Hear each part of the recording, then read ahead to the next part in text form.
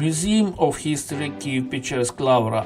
To visit this museum, initially you need to buy entrance ticket to Kiev-Pechersk Lavra itself, and admission to this museum is in the price of this ticket. Yeah. So there are in the museum, as you saw on the photo, 4 different entrances.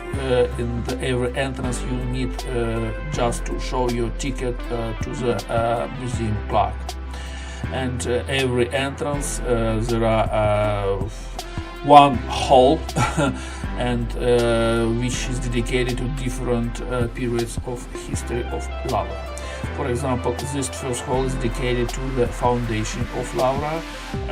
There are 2 founders, Antoni and Theodosi, and there are, as we saw, there are 2 caves, near caves and far caves, and there are a lot of underground churches.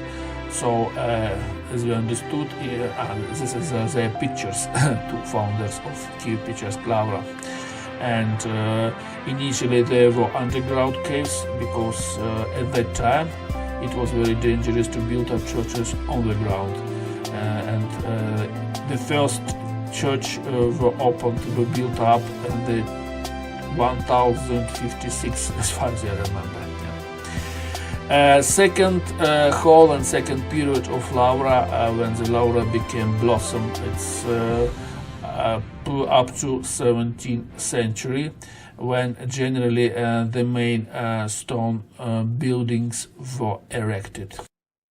So at that time Kiev-Pechersk Lavra became a center of attraction Christianity in this area, and we see different clothing dishes and also portraits of metropolits who ran this place, this Lavra, during 2 centuries. I just now noted that there are some inscription in English, doubled in English, and some inscription only in Ukrainian language. Why? I don't know. So next hall is dedicated to the history of the beginning of 20th century. Yes, at that time this place was very popular among Orthodox, and just a short description of that period of history. Yeah. On holidays, a lot of peasants, farmers, and other people came here to celebrate Orthodox holidays.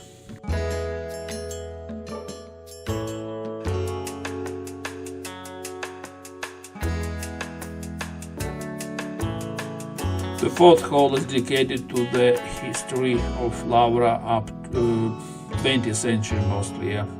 I think the black pages of its history. For example, a revolution. You know, when communists came into power, they declared that the religion is enemy of the people, and in the area of the Lavra there was a museum, anti-religious museum. Here we see a lot of religious caricatures, and as I said, at that time that area was the enemy of people, and a lot of priests who didn't support communist strategy, communist point of view, were just shut down. Here we see some of them, the most known priests who were destroyed by communists.